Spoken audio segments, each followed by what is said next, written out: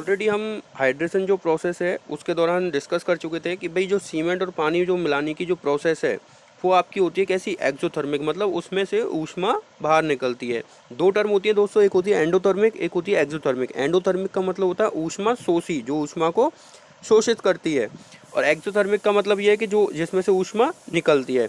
तो हमारा जो आंसर हो जाएगा सिंपली एंडोथर्मिक ना होगा, क्या हो जाएगा, एक्सोथर्मिक।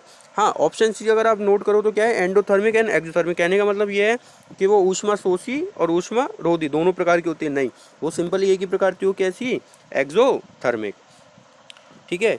और इसके बाद जो अगर नेक्स्ट क्वेश्चन की बात करें कि भाई सीमेंट की स्लो स्ट्रेंथ प्राप्ति के लिए उत्तरदायी यौगिक, इससे जो जस्ट पहले वाला जो क्वेश्चन था हमने जो स्टार्टिंग में डिस्कस किया था भाई कि सीमेंट की सामर्थ्य किसके लिए उत्तरदायी है, C3S और C2S, तो मैंने उस पर समझाया था आपको भाई लो हीट जो सीमेंट होता है, ठीक है, मास कंक्रीट स्ट्रक्चर के लिए, वहाँ पे जो स्लो स्ट्रेंथ प्राप्ति के लिए उत्तरदायी होता है वो होता है C2S। तो ऑप्शन सी हमारा करेक्ट आंसर हो जाएगा। इसमें समझाने का कुछ है नहीं, ऑलरेडी हम समझ चुके हैं सारी चीज़ों को।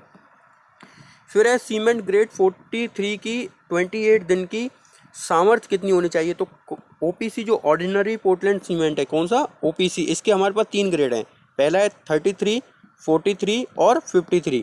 ठीक है, तो टेस्टिंग में हमने देखा कि भाई जितनी इसकी ग्रेड है, ठीक है, उतनी ही हमको 28 दिन के बाद इसकी स्ट्रेंथ आनी चाहिए। अगर 33 की बात करें तो 33 न्यूटन पर mm², 43 की बात करें तो 43 न्यूटन, और 53 की बात करें तो 53 न्यूटन पर mm²। यहाँ पे हमसे पूछा है उसने 43 ग्रेड की, तो आंसर क्या हो जाएगा, 43 न्यूटन पर mm², इसका आंसर हो जाएगा सिंपली। ठीक है, अगला क्वेश्चन है कि तीव्र दृढ़ सीमेंट बनाने के लिए रैपिड हार्डनिंग सीमेंट, नाम क्या है, रैपिड हार्डनिंग सीमेंट बनाने के लिए सीमेंट का आपेक्षिक सतह, स्पेसिफिक सरफेस, इसका नाम है स्पेसिफिक सरफेस, खाली स्थान से कम नहीं होना चाहिए। तो जब हम रैपिड हार्डनिंग सीमेंट की बात करें, मतलब कहने का मतलब क्या है कि अगर हम उसको पीसें और सरफेस फैलाएं तो उसका जो पर ग्राम जो उसका एरिया है, 1 ग्राम का उसका जो एरिया है, ठीक है, मतलब अगर हम 1 ग्राम अगर सीमेंट को सतह पे किसी पे फैला दें, ठीक है, तो वो कितना एरिया कवर कर रही है, तो वो चीज़ जो है वो 3250 सेंटीमीटर स्क्वायर, 3250 सेंटीमीटर स्क्वायर पर ग्राम। तो मतलब अगर इतना उसका अपेक्षित सतह होना चाहिए कि 1 ग्राम सीमेंट आपका इतना एरिया कवर कर जाए, 3250 सेंटीमीटर स्क्वायर पर ग्राम। तो सिंपली डाटा है, इसमें कुछ समझने का नहीं है। इसके बाद जो नेक्स्ट क्वेश्चन है डिस्कस का वो ये है कि भाई जो आपका एक्स्ट्रा रैपिड हार्डनिंग सीमेंट बनाने के लिए CaCl2 कैल्शियम क्लोराइड की मिलाई जाने वाली अधिकतम मात्रा कितनी होनी चाहिए। तो जब हम एक्स्ट्रा रैपिड हार्डनिंग सीमेंट बनाते हैं तो रैपिड हार्डनिंग सीमेंट के अंदर ही 2%, अधिकतम कितना, 2% CaCl2 मिला देते हैं। तो 2% से ज़्यादा नहीं मिलाना, तो वही सीमेंट कौन सा हो जाएगा, एक्स्ट्रा रैपिड हार्डनिंग सीमेंट। तो option D is correct answer. फिर है निम्न ताप लो हीट सीमेंट के बारे में अभी बात ही कर रहे थे कि यौगिक 1 यौगिक 2 की मात्रा कम करके तथा यौगिक 3 की मात्रा बढ़ाकर बनाया जाता है। वो ये कह रहा है कि लो हीट सीमेंट को यौगिक 1, 2 और 3 इन तीनों से बनाया जाता है। अब इसमें यौगिक 1 और 2 की मात्रा तो कम करनी पड़ती है और यौगिक 3 की मात्रा बढ़ानी पड़ती है। तब उसने पूछा है कि यौगिक 1, 2 और 3 क्रमशः कौन कौन से हैं। तो मैं ऑलरेडी बता चुका हूँ कि भाई लो हीट सीमेंट बनाने के लिए जो C3A है और C3S है, ट्राई कैल्शियम एल्यूमिनेट और ट्राई कैल्शियम सिलिकेट, इन दोनों की मात्रा को तो क्या करना होता है, हमें कम करना होता है। अब चूंकि हमने C3S की मात्रा को कम किया है क्योंकि इससे स्ट्रेंथ कम हो जाएगी, तो उस स्ट्रेंथ को बरकरार रखने के लिए, बनाए रखने के लिए हम C2S की मात्रा को बढ़ा देते हैं।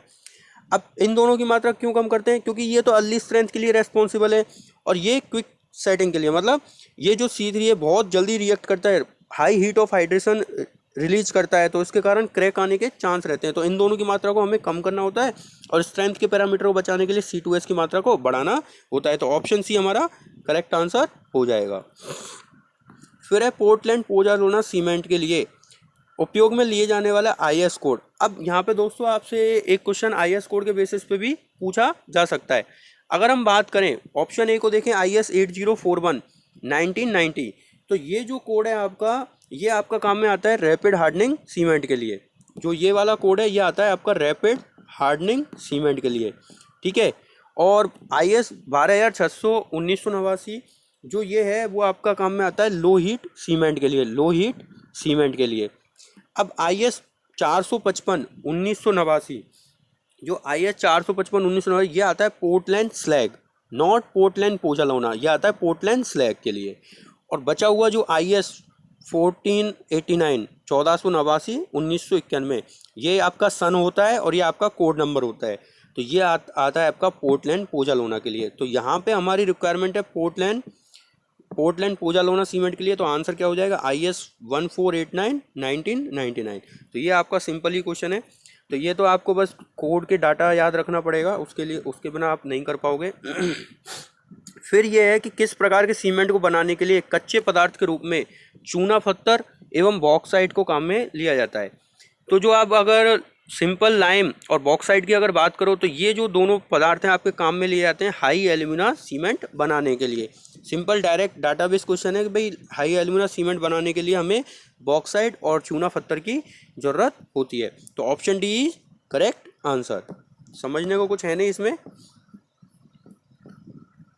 इसके बाद नेक्स्ट क्वेश्चन है कि भाई सीमेंट की सूक्ष्मता या फाइनेस जांचने के लिए सी परीक्षण में खालिस्तान ग्राम सीमेंट को IS सीव नंबर खालिस्तान पर छाना जाता है। जो आपका फाइनेस टेस्ट है उसमें हम सीव एनालिसिस करते हैं सीमेंट का। तो उसके अंदर हम उसकी फाइनेस मॉडुलस कैलकुलेट करते हैं या उसकी सूक्ष्मता को देखते हैं भाई कितना बारीक पिसा हुआ है। तो उसके लिए हम क्या करते हैं टेस्ट में कि सीव नंबर 9 पर आप 100 ग्राम सीमेंट को सीव करते हो। तो यहाँ पे जो अगर वेट की बात करें तो कितना हो जाएगा 100 ग्राम, और सीव नंबर कितनी हो जाएगी 9। अब कई जगह आपको IS सीव नंबर 9 मिलेगी या फिर छिद्र की उसकी साइज मिलेगी, वो होती है आपकी 90 माइक्रोन। कंफ्यूज मत होना, अगर साइज की बात करेंगे तो 90 माइक्रोन लिखी होगी या फिर सीव नंबर 9। ठीक है। अब जैसे अगर हम बात करें 100 ग्राम 90 नंबर, ये 90 नंबर नहीं है, 9 नंबर है। 90 अगर माइक्रोन होता तब ये ठीक होता। तो हमारे जो क्वेश्चन है उसके अकॉर्डिंग अगर हम ऑप्शन देखें तो ऑप्शन सी 100 ग्राम और 9 नंबर जो सीव है आपकी, वो आपकी काम में ली जाती है। तो ऑप्शन सी आपका करेक्ट आंसर होगा। फिर है कि standard consistency of a cement paste is defined as that consistency which permit a Vicat plunger having खालिस्तान डायमीटर खालिस्तान length to penetrate to a depth of खालिस्तान mm from the top of mould. तो उसने पूछा है जो आपकी standard consistency है उस कंसिस्टेंसी को बोलते हैं जिसमें वाइकेट प्लंजर का कितने mm डायमीटर का और कितने लंबाई की निडल आपकी टॉप से कितने mm के लिए पेनिट्रेट होती है। तो अगर हम स्टैंडर्ड कंसिस्टेंसी की टेस्ट की बात करें तो उसमें हम क्या करते हैं कि जो आपका 10 mm का डायमीटर होता है किसका, निडल का, या सॉरी निडल का नहीं, प्लंजर का, वाइकेट प्लंजर जो होता है, और उसका 50 mm लेंथ होती है। और टॉप से अगर बात करें, जैसे ये आपका मोल्ड है, ये आपका मोल्ड है, ठीक है, ये आपका मोल्ड है। तो अगर हम टॉप से बात करेंगे तो टॉप से अगर देखेंगे पेनिट्रेशन वो होगा 33 से 35 mm, और अगर बॉटम से बात करेंगे तो वो होगा 5 से 7 mm। ठीक है। तो ध्यान रखना, मैंने ऑप्शन सी में एक ऑप्शन दिया है 10 mm 50 mm 5 से 7। तो ध्यान रखना, अगर वो बॉटम से पूछता तो आंसर होता हमारा सी, लेकिन उसने पूछा है टॉप ऑफ द मोल्ड, तो टॉप से हमारा 33 से 35 mm। तो ऑप्शन डी करेक्ट आंसर होगा। बस ये टॉप की वजह से, अगर ये बॉटम होता तो ऑप्शन सी करेक्ट आंसर होता। नेक्स्ट क्वेश्चन है भाई लीच एटेरियर उपकरण का उपयोग सीमेंट के किस परीक्षण को जांचने में किया जाता है। तो आपका लीच एटेरियर एपरेटस है वो आपका साउंडनेस ऑफ सीमेंट, साउंडनेस मतलब सार्थकता की जांच करने के लिए काम में आता है। सिंपल टेस्ट बेस्ड क्वेश्चन है, बहुत अच्छा क्वेश्चन है ये वाला दोस्तों, तो आप सिंपली इसको याद भी कर सकते हो। नेक्स्ट लास्ट क्वेश्चन है हमारा कि सामर्थ्य परीक्षण में सीमेंट का रेत से अनुपात A:B रखा जाता है तथा जल की प्रतिशत मात्रा P/4 प्लस के C रखी जाती है, तब यहाँ क्रमशः A:B तथा C का मान क्या है। जब हम कंप्रेसिव स्ट्रेंथ टेस्ट की बात करते हैं तो दोस्तों हम सीमेंट और एनुअर सैंड होती है उसका 1:3 का अनुपात काम में लेते हैं, और P क्या है आपकी कंसिस्टेंसी की मात्रा है, ठीक है।